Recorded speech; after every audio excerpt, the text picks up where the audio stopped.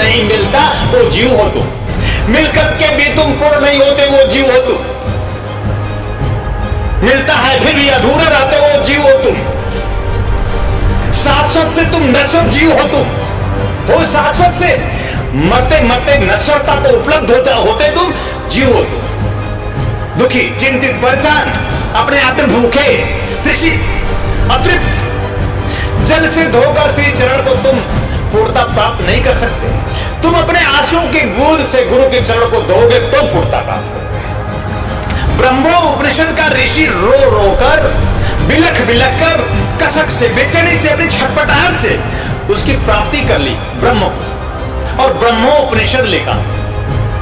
आंसू ही तुम्हें पवित्र करता है, आंसू ही तुम्हें पावन करता है। क्या आंसू आते हैं? क्या तुम अपने आप को आंसुओं से भर लेते हो? क्या उसकी याद में तुम गदगद हो जाते हो?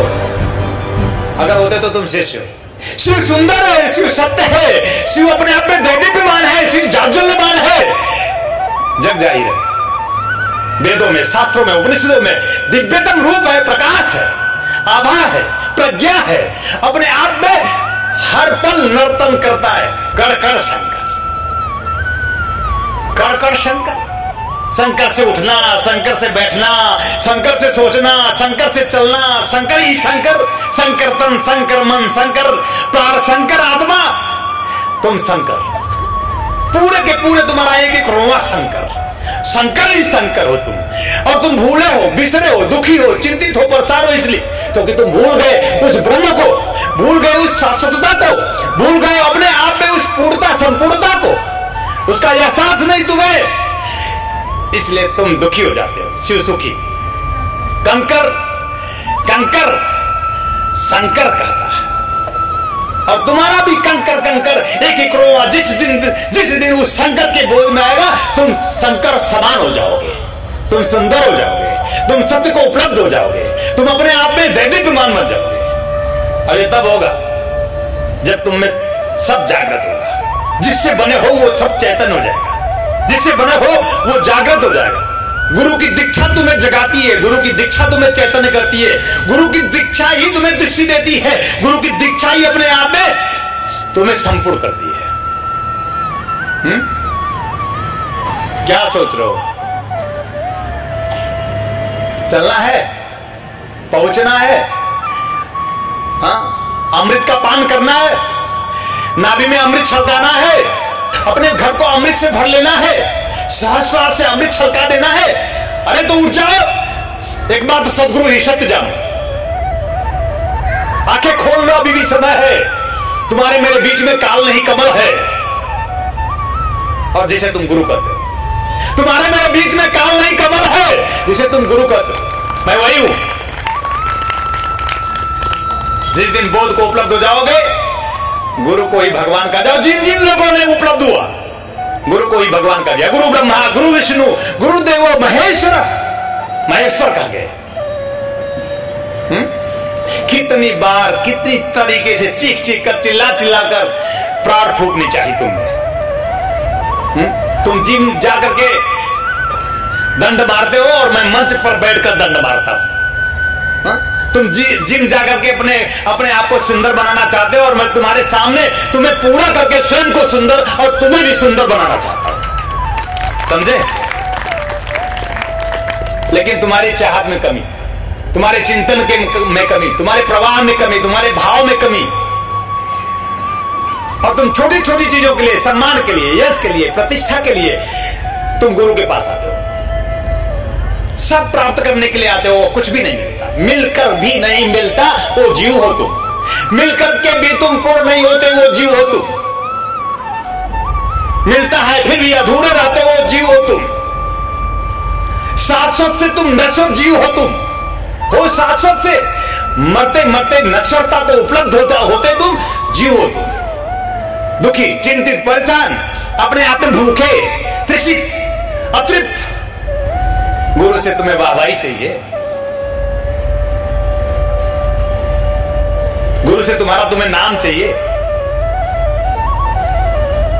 कितने प्यार से मैंने पाला आपको, कोई ऐसा गुरु मेरे साक्षी में नहीं होगा जो अपने शिष्यों को इतना प्यार देता होगा, फिर भी तुम रोते हो। कोई गुरु नहीं है, फिर भी तुम सम्मान के भूखे रहते हो। और मैं तुम्हें सम्मान देना चाहता हूं, सम्मान आत्मा का, सम्मान परमात्मा का।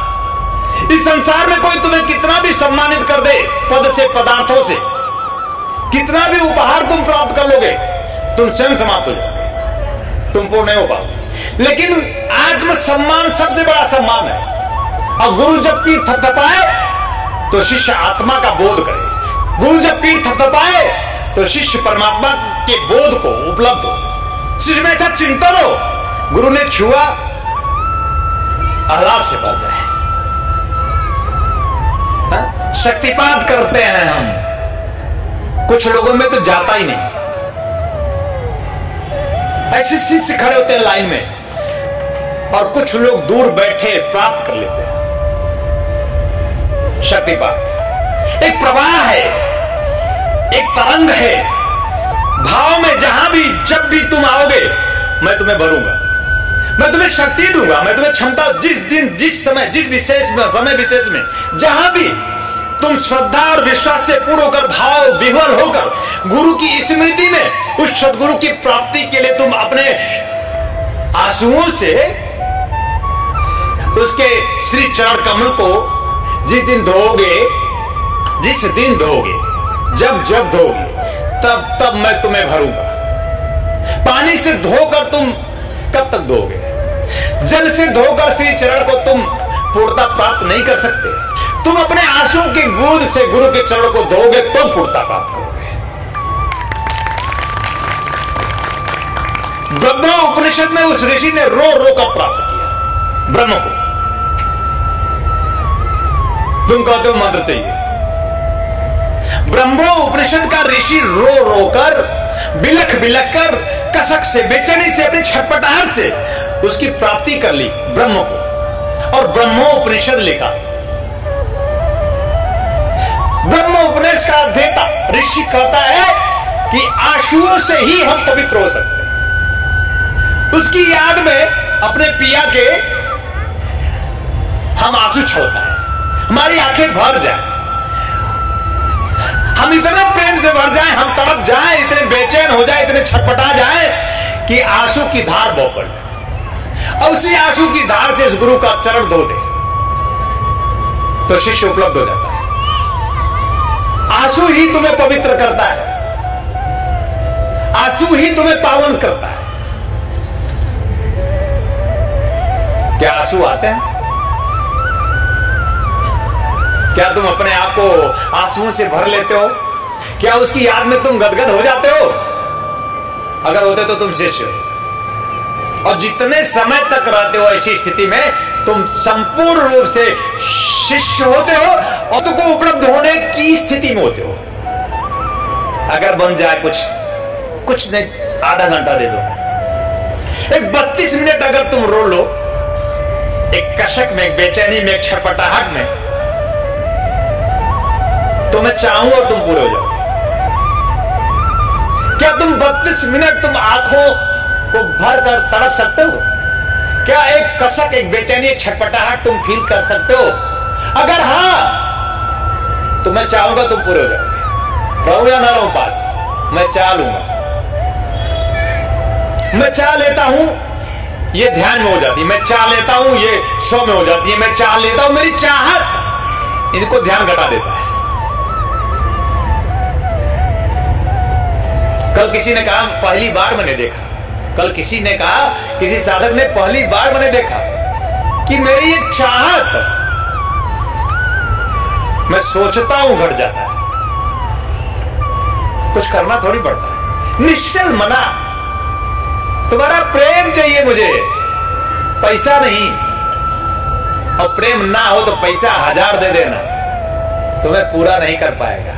तुम ठगे जा रहे हो, तुम ठग हो, और तुम गुरु के यहां भी ठगे जा रहे हो। कोई बहुत बड़ी घटना नहीं है। शिष्य संसार में ठगता है, गुरु के यहां चढ़ाकर थोड़ा अपने पाप को कम करता है। मैंने बहुत शिष्यों को देखा है, धन की शुद्धि कहे क्या? कहें गुरुजी ये चेक है। फिर क्या बेटा क्या होगा? तो बोले गुरुजी क्या है कि कमाते हैं ना किस किस तरह से, तो धन को शुद्ध करने के लिए सोचा मैं आपको चेक दे दूं।